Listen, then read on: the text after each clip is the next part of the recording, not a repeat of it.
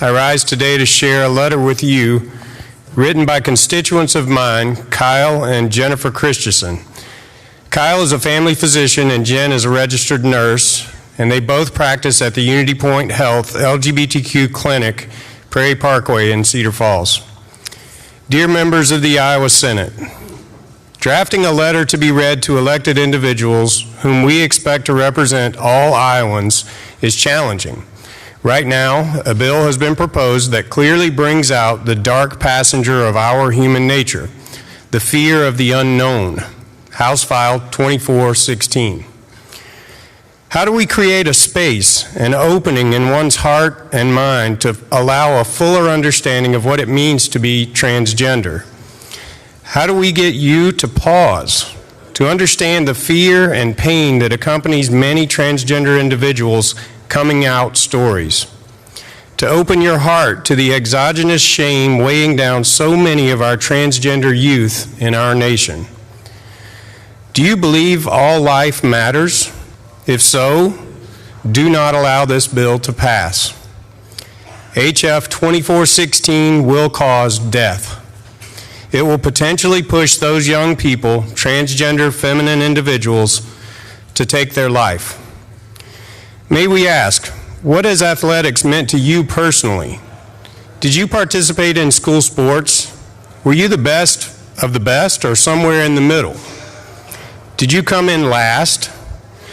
It is with great pride that we share a personal story with you all today. It's a story about a high school athlete, one we love dearly. It is our son, Ben. Ben graduated from Cedar Falls High School in 2016. When Ben was a young teen, he participated on the women's cross-country teams at both Pete Junior High and eventually Cedar Falls High School. With heart-wrenching fear, our child revealed his true self to us at the end of his 9th grade year. He identified as male. Ben was assigned female at birth, but knew himself to be male. As Ben saw us grow in our understanding and support through education and outreach, our child went from planning his death to thriving. Ben had spectacular success in high school. He was an honor student, a violinist in the orchestra, member of the marching band drumline, sang in choir, and was an athlete. Ben was a runner.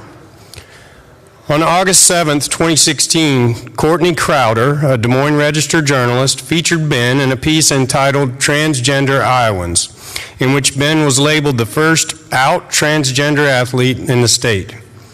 This came as an enormous surprise. Ben was not exactly an elite runner. He was, at the time, a middle-of-the-pack performer and loved it. In addition to Ben's experience, this story comes with a hero.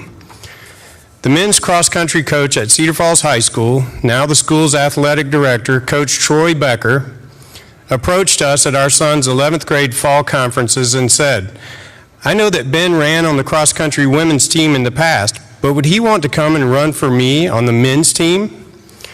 We can never share this story without tears. Unsure if he would be welcomed, Ben didn't think it possible to participate on the men's team. This is not about a transgender athlete pushing. This is about a coach, a leader, and a good person believing and inviting a student to access the joys of high school athletics. Our son was not the best runner on this exemplary team. But as he put on his jersey, Ben's eyes shone and the spark we saw as a toddler returned. He was Ben.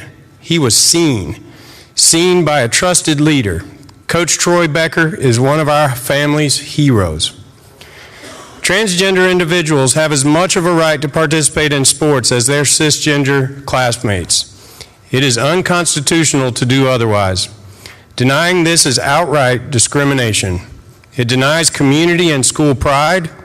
Many trans athletes will likely be a Ben, somewhere in the middle, who simply partook in the great experience of sport, physical training, fitness goals, friendship, school pride, camaraderie, discipline, being part of an athletic family, the lessons learned in winning and losing, teamwork, and how to be a good winner or loser, Please pause and reflect on the values you learned being part of a team. If you vote for this bill, you do not support life, just some lives. Leading expert organizations continue to support equity and access to athletics, and I'll cite some references that they cite here. The first, a student has the right to participate in athletics in a manner consistent with their gender identity, even if that identity differs from the sex listed on a student's registration records or birth certificates. That reference is by the Gay, Lesbian, Straight Education Network. Second reference, excluding a subset of girls from sports can encourage divisiveness and compromise group cohesion, undermining the benefits all youth deserve from team sports, by the American Civil Liberties Union. Third reference, there are ample data showing the opportunity for adolescents to participate in sports results in positive outcomes such as better grades, greater homework completion, higher educational and occupational aspirations, and improved self-esteem. Darling et al., 2005. Fourth reference, the National Coalition for Women and Girls in Education supports the right of transgender and non-binary students to learn in a safe, non-discriminatory environment, to use names, pronouns, and identification documents consistent with their gender identity, to have full and equal access to sex-separated activities and facilities consistent with their gender identity, including athletics teams, bathrooms, and locker rooms.